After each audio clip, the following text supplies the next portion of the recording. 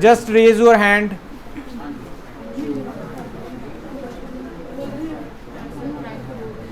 बताइए,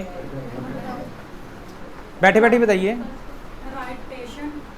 ओके, बस बस एक एक, वन बाय वन। और कोई? Let's have a try. One by one. Right time, okay, ठीक है। और चलिए, will start from the beginning.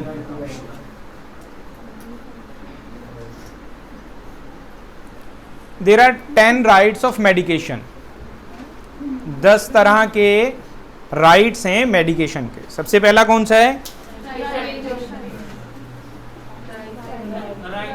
हो सकते हैं, ऊपर नीचे हो सकते हैं, ठीक है। Right drug, check and verify if it is a right name and form. Beware of look-alike, sound-alike medication names. Misreading medication names that look similar is a common mistake. सबसे पहली इसमें जो डेफिनेशन है उसकी एलेबोरेशन क्या है? Right drug, check and verify if it is right name and form. इसकी explanation कोई बता सकता है? एनीबडी? वेरीफाई करते हैं हम, कैसे करते हैं?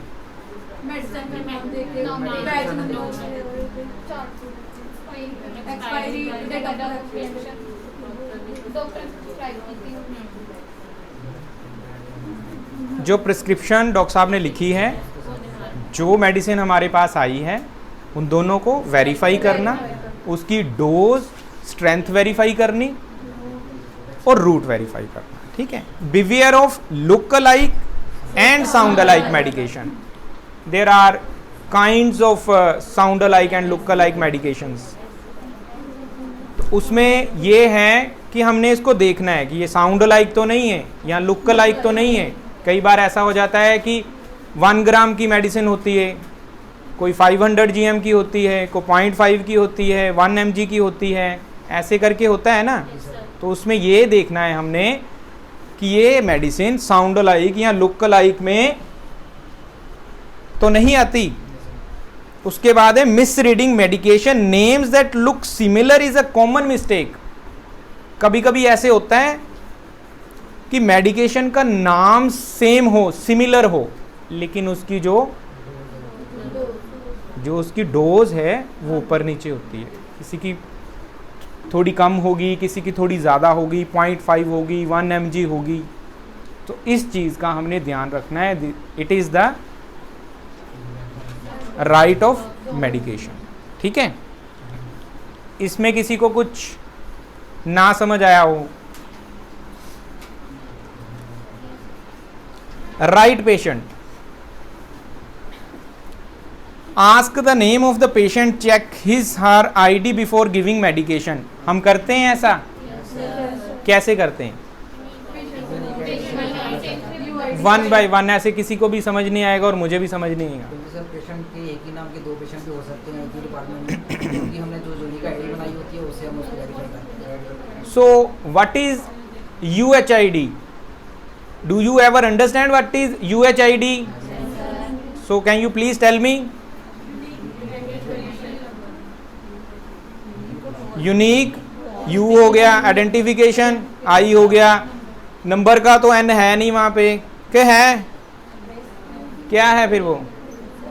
UHID,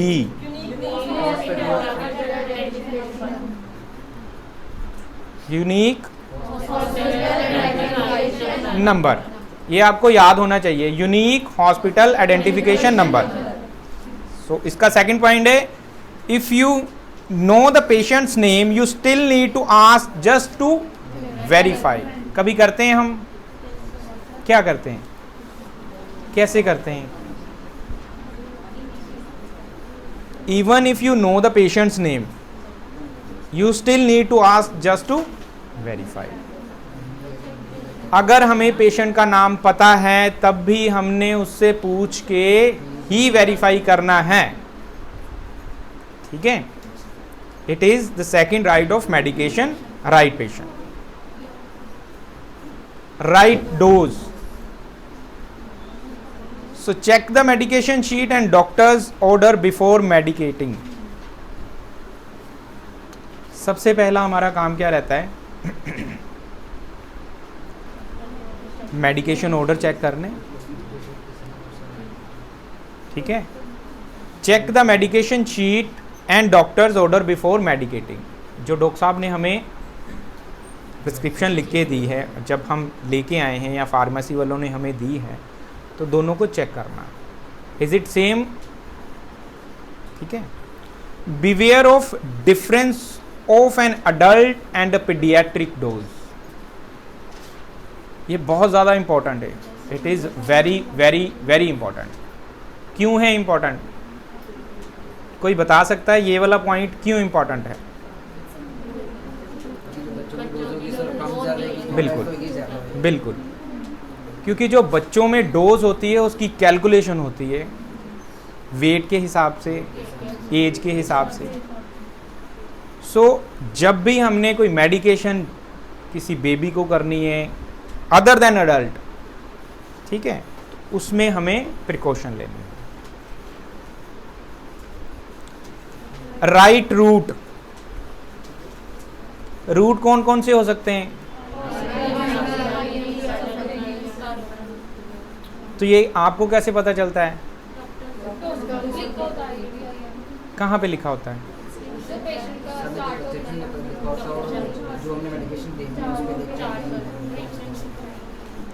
और कभी ऐसा होता है कि डॉक्टर साहब तो ट्रीटमेंट चार्ट पर डाल के चले जाते होंगे, तो मेडिसिन मंगवाता कौन है? स्टाफ मंगवाता है। तो उस पर कौन प्रिस्क्राइब करता है? फार्मेसी पे जो स्लिप जाती है वो कौन भर के देता है? इसमें सबसे ज़्यादा केयरफुल ये रहना है कि जो डॉक्टर साहब ने लिखी है, अगर उन्होंने आईवी वाली लिखी है तो आईवी, अगर सबकंटेनियस है तो उस हिसाब से हमने मेडिसिन जो मंगवानी है वही लगानी है। Check the order if it is oral, IV, subcutaneous और आईएम, ठीक है। कई इंजेक्शन ऐसे होते हैं जिसको हम आईवी भी दे सकते हैं और आईएम भी दे सकते हैं, पर करना क्या है हमने? According to doctor's prescription. Right time and frequency,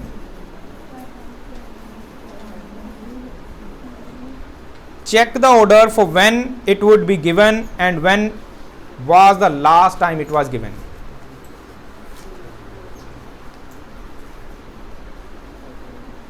जब भी हम किसी पेशेंट का ड्यू निकालते हैं, कैसे निकालते हैं, कुछ बता सकते हैं?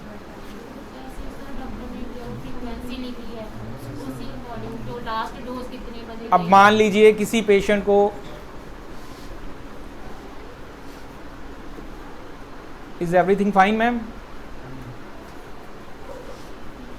आपसे पूछ रहा हूँ मैम, चश्मे वाले मैम, ओके कुछ है तो नहीं? तो रोक के पहले जोक सुन लेते हैं, बाद में कर लेते हैं।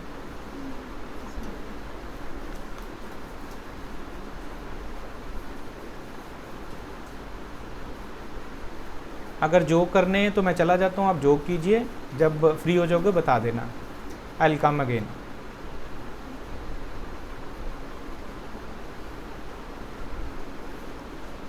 Check the order for when it would be given and when was the last time it was given। मान लीजिए कोई डॉक्टर साहब ने प्रिस्क्रिप्शन की है 6 आवर्ली, 8 आवर्ली, 12 आवर्ली,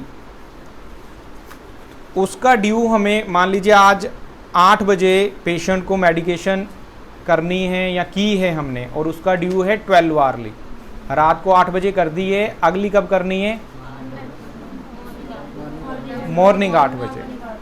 और क्या ये पॉसिबल है कि due to heavy rush staff से वो 8 बजे की बजाय ना दी हो, 9 बजे या 10 बजे दी गई हो मेडिकेशन? Is it possible? कभी ड्यू मिस हो जाता है, ऑन फेयर ग्राउंड बात कर रहा हूँ, मतलब ये नहीं किताबों में जो लिखा है वो नहीं, ऑन फेयर ग्राउंड। कभी ऐसा होता है कि ड्यू मिस हो गया, उसमें क्या होता है फिर आगे वाला ड्यू कैसे निकालते हैं हम?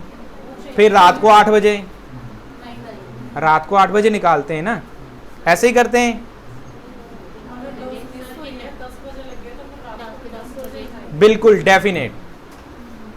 जब हम पेशेंट को एडमिनिस्ट्रेट कर रहे हैं सो काइंड ऑफ ड्रग, कोई भी ड्रग, तब से हमने ड्यू निकालना है। ये नहीं कि अगर 8 बजे वाला मिस हो गया, हमने 10 बजे दिया, उसका 6 आवर्ली ड्यू था या 12 आवर्ली ड्यू था, 8 बजे की बजाय हमने 8 बजे ही दिया, असल में हमने मेडिकेशन उसको 10 बजे दी। ठीक है, ऐसा नहीं है। अगर 10 बजे दी है तो आप नर्सिंग नोट्स डालते हो, उसमें मेंशन करना है कि इस रीजन से हो सकता है। पेशेंट कई बार अवेक नहीं होता, पेशेंट कह रहा है मैंने नहीं खानी, ओरली अगर मेडिसिन दी हो तो हो सकता है। They are so kinds of thing ना।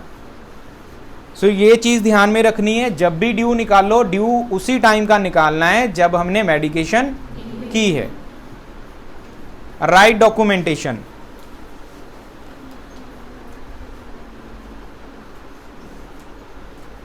make sure to write the time and any remarks on the chart correctly। जब भी हम मेडिसिन किसी को देते हैं उसकी साथ के साथ डॉक्यूमेंटेशन करते हैं। कई बार रह जाती है, कई बार नहीं कर पाते, होता है ऐसे, या साथ के साथ करते हैं सारे, एक्यूरेटली होती है। It must be date, time, sign, ठीक है ना। तो ये चीज़ हमने फॉलो करनी ही करनी है। ये नहीं कि पेशेंट को लगा दी, हम बोलें फाइल में रुक के लिख लेंगे, बाद में लिख लेंगे, कर लेंगे, ओवर देते टाइम बता देंगे। So it must be documented.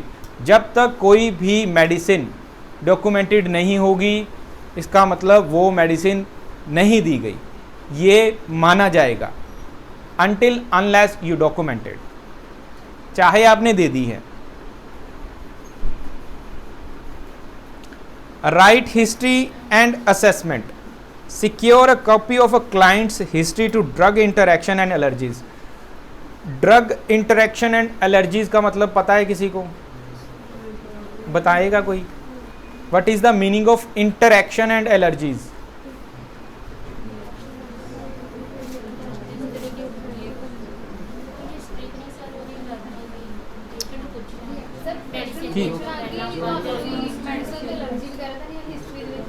फिर पेशेंट ने जो दसिया वो किवें नोट करते हो?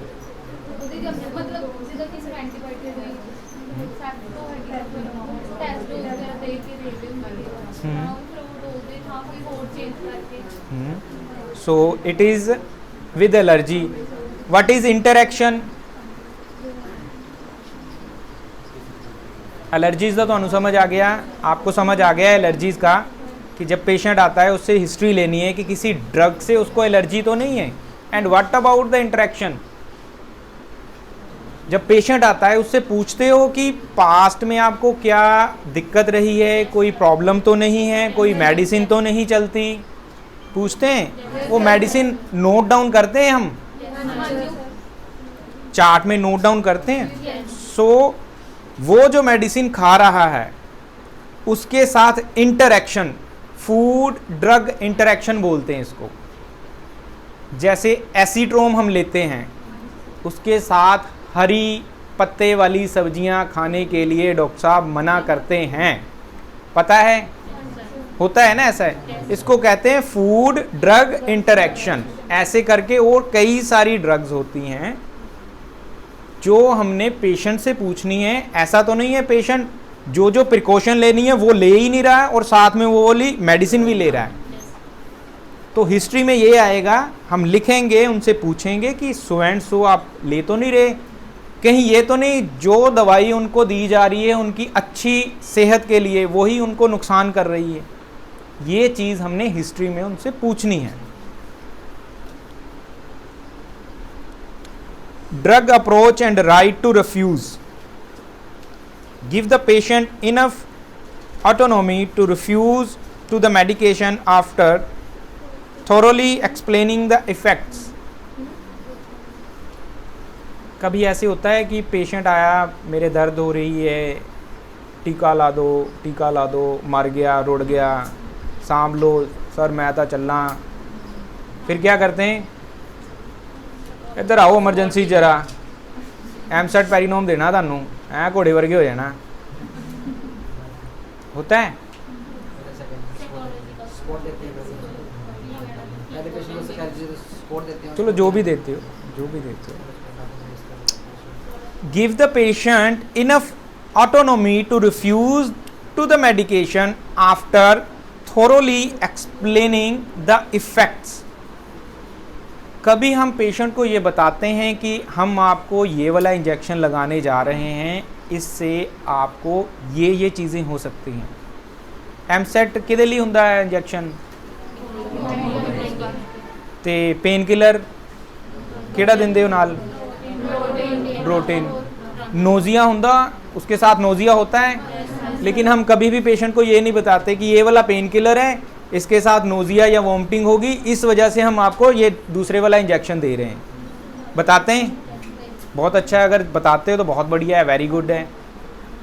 लेकिन मुझे लगता नहीं है कि सभी ऐसा फॉलो करते होंगे। कई बार ऐसा होता है ना, पेशेंट को सब जब अगर प्रोटीन वगैरह दे तो उससे क्या बात होता है कि पेशेंट को चक्कर वगैरह भी आ सकता है। तो अगर उसको बताया नहीं होएगा तो पहले बताएगा तो बोलेगा इन्होंने गलत इंजेक्शन दे दिया मेरे को, इस वजह से पहले ही वेरी गुड, अगर बताते हो आप उनको तो it is a fair practice. तो उनको, हाँ जी सर, कुछ ना कुछ उनको इस चीज़ का पता होना चाहिए कि मुझे कौन सी ड्रग दी जा रही है, उसके प्रोज एंड कॉन्स क्या क्या हैं। Right drug interaction and evaluation. Review any medication previously given or the diet of the patient that can yield a bad interaction to the drug to be given. मैं दोबारा से पढ़ता हूँ, ध्यान से सुनिएगा। Review any medications previously given to the diet of the patient that can yield a bad interaction. Check also the expiry date of the medication being given. पहले वाला पॉइंट मैंने पहले एक्सप्लेन कर दिया है कि उसकी इवेल्युएशन करनी है हमने, कौन सी मेडिसिन ले रहा है और डाइट क्या ले रहा है। फूड ड्रग इंटरेक्शन, ये चीज़ लिख लीजिए आप, फूड ड्रग इंटरेक्शन।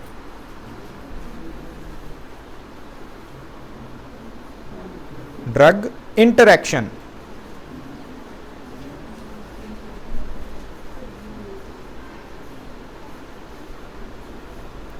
इंटरेक्शन का क्या मतलब हुआ, एक्शन का क्या मतलब हुआ, जो भी वो काम करती है दवाई। इंटरेक्शन दोनों का मिला जुला असर, ठीक है ना, वो इंटरेक्ट हो जाएंगे एक दूसरे में।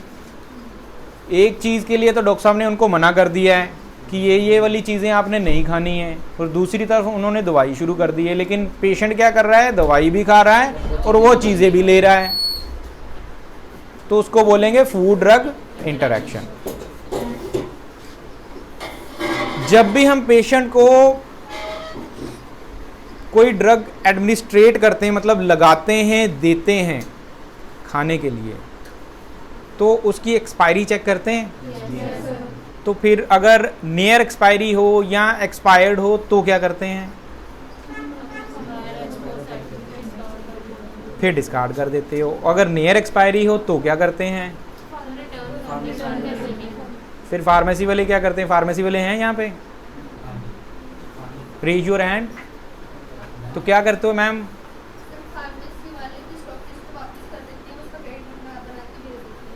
तो उसको कहीं नोट भी करते हो। अब क्या पॉलिसी है हमारी नियर एक्सपायरी की या एक्सपायर्ड ड्रग्स की,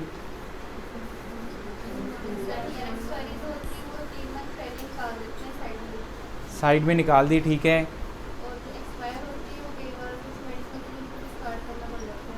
अच्छा, कई बार होता है कि कुछ मेडिसिन को डिस्कार्ड करना पड़ जाता है, और जो कुछ बच जाती हैं उसका क्या करते हैं, उसको वापस भेज देते हैं। सो ये रॉन्ग प्रैक्टिस है मैम। नियर एक्सपायरी ड्रग्स को हम वापस भेज सकते हैं, एक्सपायर्ड ड्रग्स को हम वापस नहीं भेज सकते।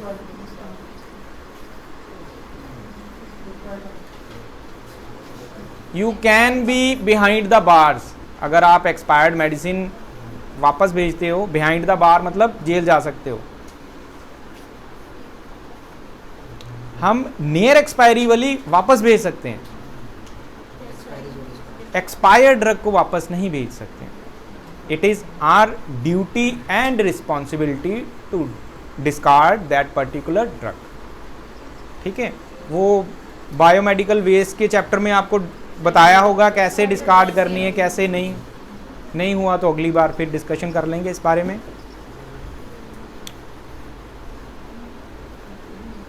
कट स्ट्रिप देते हो आप पेशेंट को या स्टाफ को, कट स्ट्रिप्स, तो आप बताइए, किसी कोई स्टाफ बताए ये कट स्ट्रिप्स तो दे देते हैं आपको, तो आपको कैसे पता चलता है कि उसकी एक्सपायरी डेट कौन सी है, कैसे क्या नहीं है? कौन करता है मेंशन? किस पे? हर एक स्ट्रिप पे करते हैं expiry date mention. Expiry date की बात कर रहा हूं मैं। जो करते हो वो बताओ, फिर जो करना होगा वो मैं बता दूंगा। फॉलो करना होगा आपकी मर्जी होगी। कई बार सर एक जो स्लिप है वो 15 की टैबलेट होती है। ठीक है, जो एक्सपायरी मेंशन होगी बिल्कुल साइड में होती है। ठीक है, तो जो वो एक्सपायरी मेंशन होगी वो सिर्फ 2 टैबलेट्स पे या 1 टैबलेट पे लिख देगी। अगर 2 पे होगी तो पूरी प्रॉपर पता लग जाता है। सपोज मतलब कि हम स्पेशल एक देख के तो नहीं रहेंगे कि एक्सपायरी कौन सी नहीं है, तो वो स्पेशल बिल के ऊपर मेंशन होता है कि कौन सी एक्सपायरी है। बिल के ऊपर होता है mention. So how could you define that particular drug जो आपने बेची है वो उसी बिल के अगेंस्ट ही है? ये आप कैसे बताओगे? मान गया मैडम मैं आपकी बात, मेरी बात समझे आप। आपने बिल निकाल दिया, गोली मेरे पास आ गई, अब मुझे कैसे सेटिस्फाई करोगे कि ये जो बिल है इस टैबलेट के अगेंस्ट ही निकला और इस टैबलेट का जो एक्सपायरी डेट है वो बिल के अगेंस्ट मैच करता है? मुझे सेटिस्फाई कैसे करोगे? उस पे बैच नंबर भी नहीं आएगा, अगर फिर कैसे करोगे? हाँ जी, नहीं वो तो ठीक है, वो तो पूरी देनी चाहिए, मान गए, लेकिन आप सोचते होगे कि पेशेंट के ऊपर ज़्यादा लोड ना पड़े तो हम एक एक करके 2-2 करके यहाँ जितना ड्यू निकलता है उसके अकॉर्डिंग हम मेडिसिन मंगवाएं। तो उस सिचुएशंस को डील करने के लिए, उस सिचुएशन को टैकल करने के लिए क्या पॉलिसी है, कैसे करते हो, वो मैं समझना चाहता हूँ आपसे। I am asking to the particular person ma'am, इसीलिए उनसे पूछ रहा हूँ कि क्या करते हैं, वही बता सकते हैं क्योंकि फार्मेसी वाले हैं, वही देते हैं।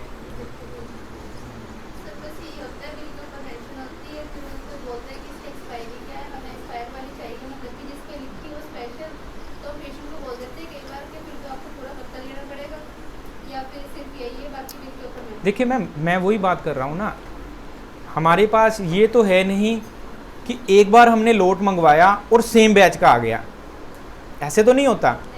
डेली परचेज होती होगी या 2 दिन बाद होती होगी, हफ्ते बाद होती होगी, परचेज ऐसे ही करते हो ना आप। ऐसे तो नहीं है एक बार स्टॉकिस्ट ने भेज दिया कि मैं आपको ए बैच नंबर का स्टॉक भेज रहा हूँ तो आपने ए में से ही सेल करते जाना है, ऐसे तो नहीं होता। आपके जो डब्बे होते हैं उसमें बैच ए भी हो सकता है, बैच बी भी हो सकता है, सेम ड्रग का, सेम साल्ट का, सी भी हो सकता है, डी भी हो सकता है कि नहीं हो सकता? हाउ कुड यू डिफाइन कि ये पर्टिकुलर बैच नंबर की ही मेडिसिन है? वो मैं कर रहा हूँ बात। Are you getting my point or not? मेरी बात समझ रहे हो या नहीं समझ रहे हो ना? वही चीज़ पूछने की कोशिश कर रहा हूँ मैं कि कैसे पता चलता है। उसका कोई नहीं है। तो इन्होंने दे दी। आईसीयू का स्टाफ कौन सा है? वार्ड्स का और बाकी अच्छा। तो आईसीयू वाले कैसे रेक्टिफाई करते हैं कि नियर एक्सपायरी है या नहीं है। अगर आपको पता होगा तभी आप रेक्टिफाई कर सकते हो, निकाल सकते हो, बता सकते हो। एक टैबलेट आ गई, आपको कैसे पता चलेगा? ओनू की पुछदी पई है, तुम ही आईसीयू जी है? सो कुछ है आइडिया कैसे कर सकते हैं हम इसको? देखिए, पहली बात मेरी ये समझिए कि हम यहाँ पे पढ़ने के लिए नहीं आए हैं, हम समझने के लिए आए हैं। सिखे तो मैडम तुसी बहुत हो, सिखा तो तुसी सानू भी दवो। समझने के लिए आए हैं कि what is the fair practices. Fair practice समझते हो? प्रैक्टिस सभी करते हैं, आप सब प्रैक्टिस कर रहे हो, यू ऑल आर प्रोफेशनल्स, लेकिन फेयर प्रैक्टिस कर रहे हो कि नहीं कर रहे हो? ठीक है ना। इसका जो पॉलिसी होती है उसमें ये रहता है कि अगर आप कट स्ट्रिप दे रहे हो पेशेंट को, तो जो आपके पास बचेगा, सबसे पहला पॉइंट तो ये रहेगा कि आपने नियर एक्सपायरी और बैच नंबर वाला जो कटिंग होगी वो अपने पास रखनी है। ठीक है, मान लीजिए आपने अपने पास रख ली और बिना एक्सपायरी वाली इनके पास चलेगी। उसमें ये कर सकते हैं, जैसे हमने पेशेंट को दी, एक्सपायरी वाली दे दी, पेशेंट कह रहा है कि मैंने बिना एक्सपायरी वाली नहीं लेनी कट स्ट्रिप, मैंने एक्सपायरी डेट की ही मेडिसिन लेनी है जिसके ऊपर मेंशन हो, क्योंकि उसने पैसे खर्च किए, वो कह भी सकता है, इट इज़ हिज और हर राइट है ना उसका, कह सकता है, पूछ सकता है। तो उसमें क्या करना है, जो बचा हुआ हमारे पास टैबलेट होंगी उसको उसके ऊपर या तो मार्कर से लिख लेना है या छोटे वाले एनवेल्प लगा के उसके ऊपर एनवेल्प के साथ लिख लेना है उसका नेम, सॉल्ट, उसकी डोज क्या है, उसका बैच नंबर और उसकी एक्सपायरी डेट, ताकि हमें याद रहे कि कौन से बैच की दवाई है, क्या उसकी स्ट्रेंथ है, क्या उसका साल्ट है। कई बार ऐसा होता है ना, बिल्कुल बारीक बारीक सा लिखा होता है, फिर बहुत ज़्यादा जोर लगा के आँखों पे पढ़ना पड़ता है कौन सी मेडिसिन है, एक एक जब आप दवाई देते हो। ये होगी बात एक्सपायरी और नियर एक्सपायरी की, कि हमने उसको कैसे टैकल करना है। ठीक है, it is the fair practice. हमें पता तो हो कि हम क्या कर रहे हैं, हम ये तो नहीं कोई नियर एक्सपायरी वाली दिए जा रहे हैं या एक्सपायर्ड ड्रग ही सेल किए जा रहे हैं। इट कैन बी हैपन, अगर हम फेयर प्रैक्टिस नहीं करेंगे तो इसमें कोई दो राय नहीं है। अगर टैबलेट में नहीं लिखा रहेगा तो हमें पता ही नहीं चलेगा। सही बात है।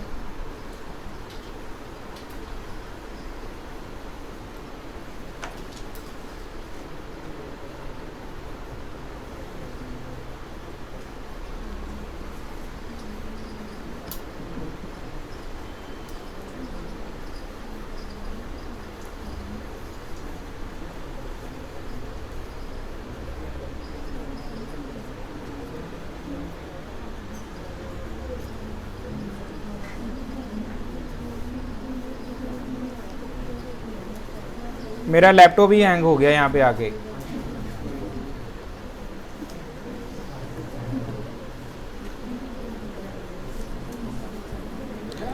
आपके पास केस शीट है जिस पे आप ट्रीटमेंट लिखते हो? साहब आदर लेके आऊंगी जरा।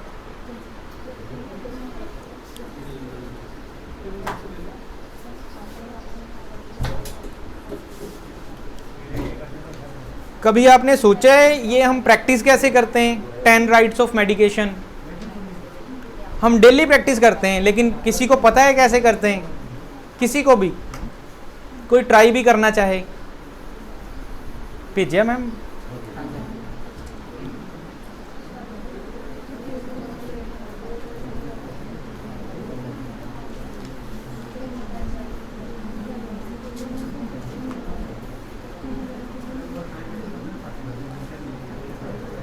कि ਤੁਹਾਨੂੰ पता है कि ਤੁਸੀਂ daily 10 rights of medication practice करते हो? क्या आपको पता है कि आप डेली रूटीन में 10 राइट्स ऑफ मेडिकेशन प्रैक्टिकली करते हो? किस किस को पता है? किस किस को पता है? किसे नो नहीं पता? कुछ आइडिया? कोई आइडिया भी नहीं है। सर जो आपने ये सब बोला वो रोज भी करते हैं? हाँ करते हो। कैसे करते हैं? प्रोसीजर क्या है आपका करने का? वही पूछ रहा हूँ। करते तो हो, प्रोसीजर क्या है ये पता है आपको? प्रैक्टिकली आप करते हो क्या? प्रोसीजर भी फॉलो करते हो। लेकिन हमारे यहाँ पे दिक्कत ये है कि हम काम सारा करते हैं लेकिन हमें ये नहीं पता हम करते क्या हैं।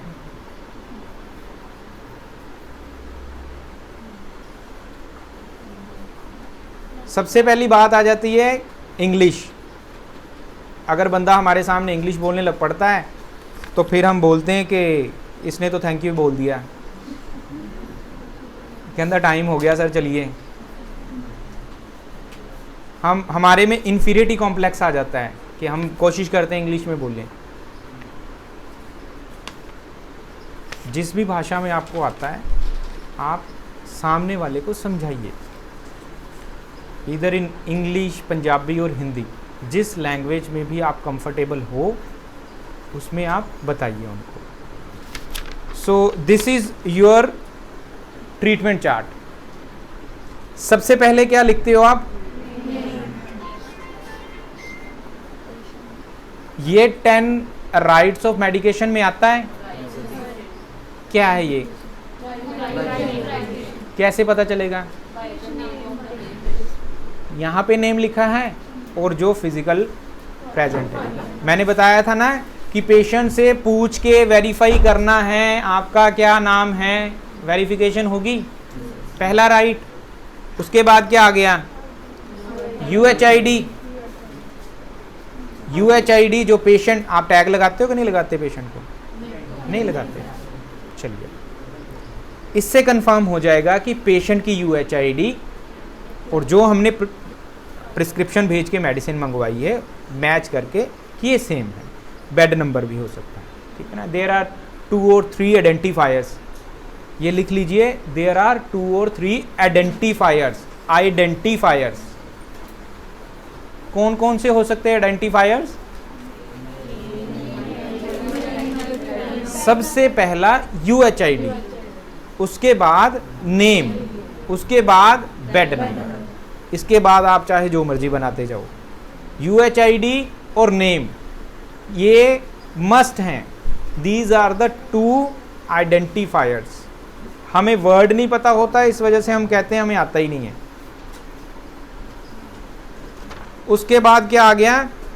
Date and time. फिर नीचे ट्रीटमेंट चार्ट शुरू हो जाता है। ट्रीटमेंट चार्ट में क्या आ गया?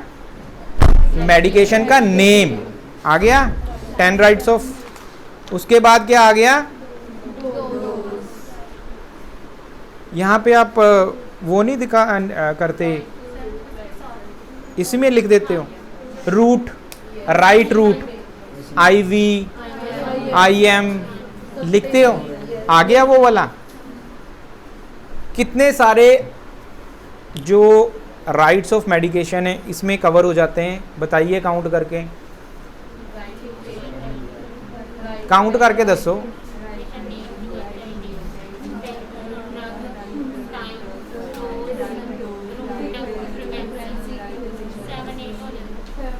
कौन कौन से रह गए?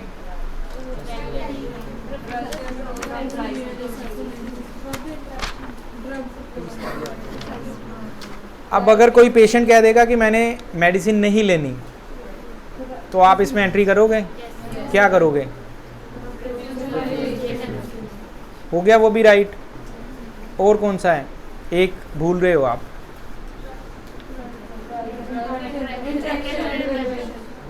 Interaction and allergy. वो कहाँ पे आएगा? वो ਇਹਦੇ ਚ नहीं आऊगा। मैं पहला भी ਤੁਹਾਨੂੰ किया ਸੀਗਾ, पहले मैंने बताया था ना। वो किस में आएगा? हिस्ट्री वाली शीट में, ठीक है। वो सारे के सारे डॉक्यूमेंट आप करते हो लेकिन आपको पता नहीं कि हम करते हैं। ਅੱਜ ਤੋਂ ਪਹਿਲਾਂ पता सी किसी ਨੂੰ? असी याद नहीं करना, हम यहाँ पे याद करने के लिए नहीं आए, क्योंकि डेली का काम है ये। आपको वैसे ही अब भूलेंगे नहीं, सारी उम्र ही नहीं भूलेंगे। कोई भी आपसे पूछ ले 10 राइट्स ऑफ मेडिकेशन, आप पटर पटर पटर पटर ये सर ये अगर वैसे मैं बोलूँगा ना ये याद कर लो 10 राइट्स ऑफ मेडिकेशन, फिर नहीं आपसे याद होंगे, फिर 2 याद होंगे, 2 भूल जाएंगे। अब आप अगर यहाँ से शुरू करोगे और यहाँ तक आओगे तो मुझे लगता है कि 8 पॉइंट आपके यहीं से कवर हो जाएंगे। अगर इसके बाद या इसके पहले वाला जो पर्चा होगा हिस्ट्री शीट वाला, उसको काउंट कर लेंगे तो 10 राइट्स ऑफ मेडिकेशन आपके कंप्लीट हो जाएंगे। Any question, any doubt? बड़े होशियार हो यार। पुरानियां क्लासेस ਦੇ ਵਿੱਚ जो कुछ डिस्कशन हुई जे ਉਹਦੇ रिगार्डिंग कोई ਤੁਹਾਡੇ ਮਨ 'ਚ? 10th वाला सर इसका बताना है। Right of education and information.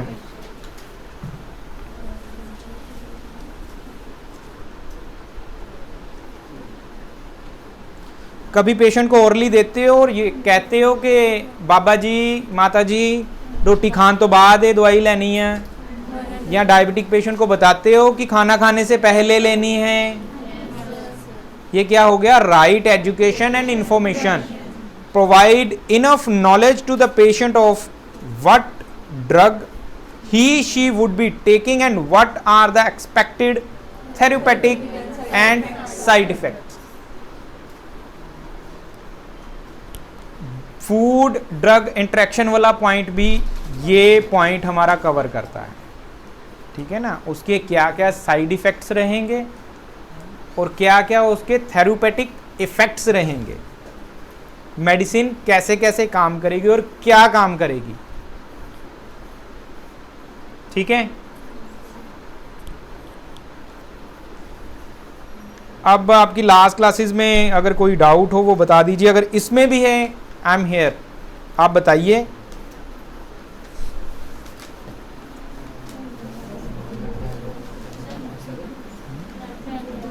कुछ ही बोलो। जो ब्लड बैग वाला हमारा प्रोसेस था, जो ब्लड बैग होता है उसको हम जब उसको ट्रीट कर लेते हैं उसको हाइड्रो के साथ उसको क्लीन कर लेते हैं, फिर उसको हम डिस्कार्ड किस में करते हैं? रेड वाले में कि जेड वाले में ही करते हैं? ਤੁਹਾਡੇ ਤੁਸੀਂ ब्लड बैंक च नहीं भेजते? सर यहाँ पे ब्लड बैंक नहीं है ना, दिक्कत नहीं है। ब्लड जैसे हम पिछले हॉस्पिटल में काम करते थे, पटेल में काम करते थे, जहाँ पीछे अमरदीप में काम करते थे, तो हमें हमारा प्रोसेस होता था कि जब भी हमने बैग को जो यूज़ करा ना तो उसको अपने रजिस्टर के साथ ब्लड बैंक में रिटर्न करते थे। तो वहाँ से वो रिसीविंग लेके बैग रिसीविंग लेके हमें वापस रजिस्टर आ जाता था, हमारे पास रहता था रिपोर्ट कि हमने ये वहाँ पे भेज दिया है हमारी तरफ से। लेकिन यहाँ पे ऐसा प्रोसेस नहीं है। आपके पास ब्लड वो बायोमेडिकल वेस्ट का पोस्टर है, लेके आएंगे? मैं अभी आपको समझा देता हूँ। बायोमेडिकल वेस्ट का लग जाना चाहिए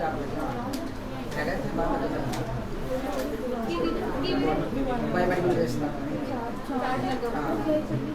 बोर्ड लग जाना चाहिए।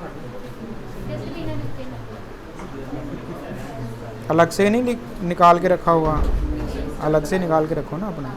वो डस्टबिन वाला उतार के लेके आए होगे, 36 तरह की इन्फेक्शन होनी होते थे। रहन तो मना कर दो उन्होंने।